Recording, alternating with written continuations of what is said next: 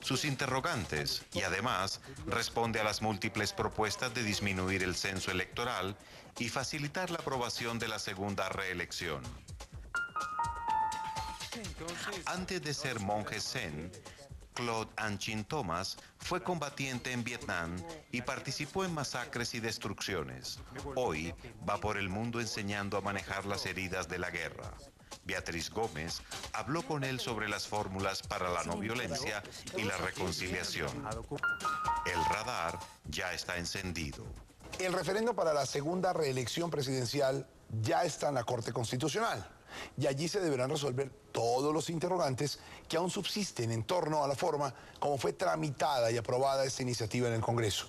Algunas de las más delicadas inquietudes provienen del propio registrador nacional Carlos Ariel Sánchez, quien ha dicho que el referendo avanzó en el Congreso sin haber cumplido todos los requisitos constitucionales. En este diálogo con Felipe Zuleta, el registrador deja nuevamente su constancia, su advertencia. La Corte decidirá si se la tiene en cuenta. El registrador también se pronuncia sobre el proyecto de sacar del censo electoral a los abstencionistas de las pasadas elecciones para bajar el umbral y advierte que esta idea es un atentado contra el derecho de los ciudadanos a no votar. Felipe Zuleta entra al radar. ¿Cuántos votos se necesitan para que pase el referendo presidencial si pasa por la Corte Constitucional a la fecha? El umbral Sí. aproximadamente está en 7.400.000 a la fecha de hoy.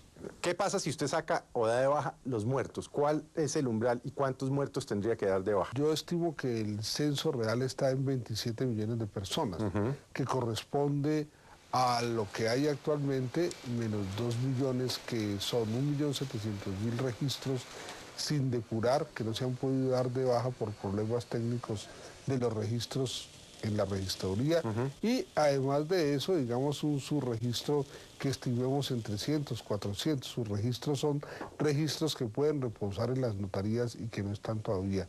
Estimamos 2, 3 millones de los muertos que puede haber. ¿Eso en cuánto cambia el umbral? Si usted logra dar de baja todos esos Si muertos. yo diera quedaría en 27 millones, el umbral quedaría como en 6.700.000 más o menos. O sea, 1 millón de votos menos. 1 millón de votos menos, sí. ¿Es posible dar de baja todos estos muertos de aquí a febrero del año entrante o marzo del año entrante? Con el procedimiento actual que tenemos, que es 1 por 1, no es tan fácil, porque nosotros recibimos 10.000 millones de pesos y eso nos da para 400.000.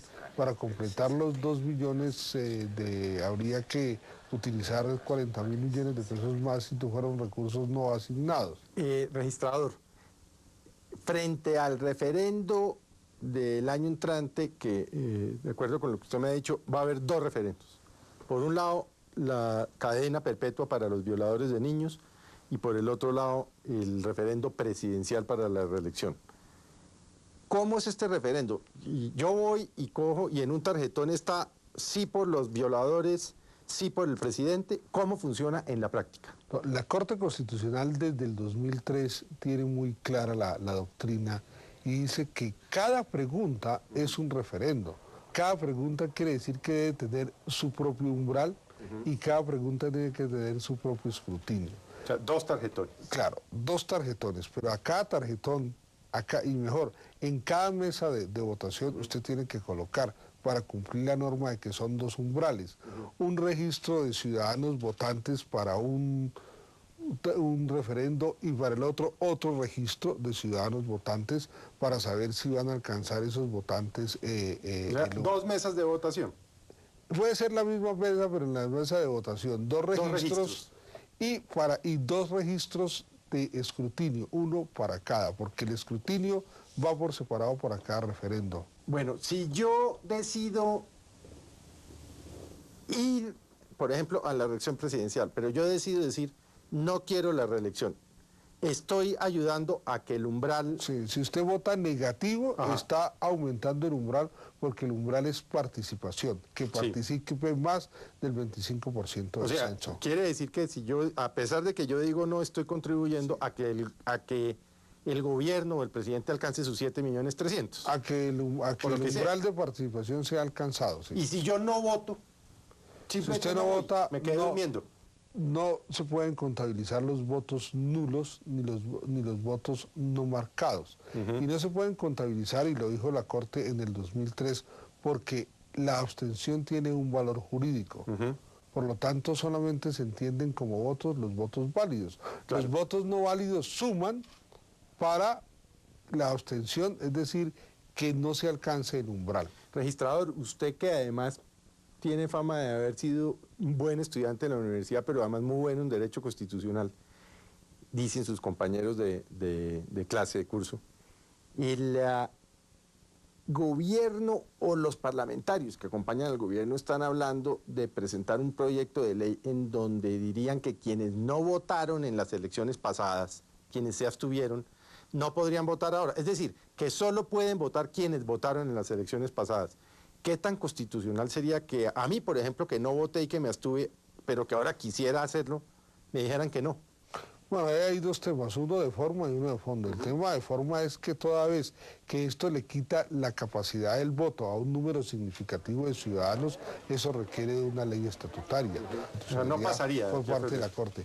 Pero además no hay que desechar el argumento ya jurídico de que en Colombia, en los mecanismos de participación ciudadana, especialmente, la abstención tiene un efecto jurídico. ¿Qué es cuál? Que no se alcance el umbral. Claro. Que, digamos, no es solamente decir no frente a la decisión, sino es que no participamos en esa decisión. En la medida en que se reconoce desde el 2003 que la abstención tiene un valor jurídico, modificar la abstención por algún mecanismo está alterando, digamos así, el derecho no solo a votar, sino el derecho a no votar, que hace parte del derecho en general al voto. ¿Hay alguna posibilidad? Me da pena hacerle la pregunta, pero como son esos mitos urbanos, ¿no? Que es que van a hacer un fraude en la registraduría, que si no logran sacar esta ley aquí va a haber fraude. ¿Qué posibilidad real hay de que haya un fraude electoral? Nosotros consideramos que el fraude número uno en este país es suplantaciones. Si uno mira elecciones del 2002, 2006, elecciones de Senado, por suplantaciones se han anulado 2 veces de esas elecciones, de manera que ese es un punto neurálgico, y para ese punto neurálgico se deben 2 políticas, digamos, que ha implementado la registraduría.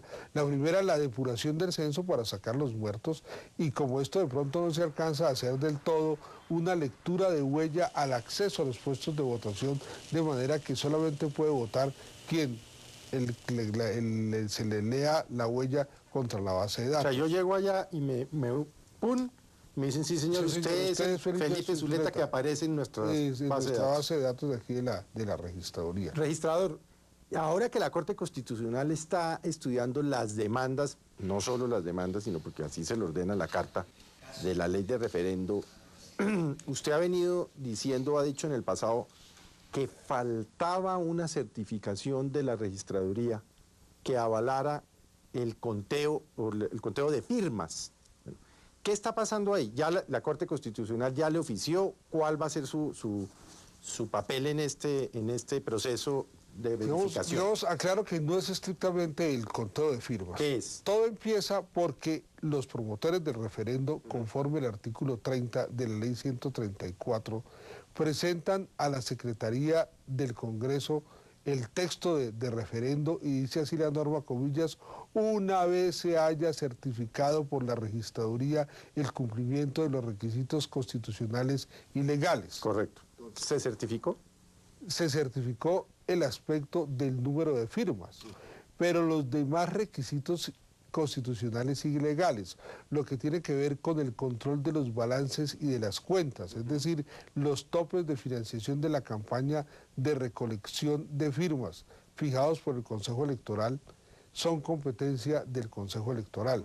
En la medida en que el registrador, digamos, como la expresión que utilizó en su carta, vislumbró algunas infracciones a los topes en materia de financiación de la recolección de firmas, eso se envió para esa competencia del Consejo, control de las balances y de las cuentas, y el Consejo hasta el momento no se ha pronunciado. Luego, digamos así, el sujeto pasivo de la obligación de entregar ese certificado, que es el comité promotor, no cumplió oportunamente con el Congreso la entrega, es decir, porque uno diría... Podemos hablar de que habría un vicio de inconstitucionalidad, Por lo menos hay una ilegalidad, o cómo llamarla. Esa ley estatutaria obliga a todas estas certificaciones. Uno diría que faltó procedimentalmente un requisito señalado en la ley estatutaria reglamentaria de la participación ciudadana.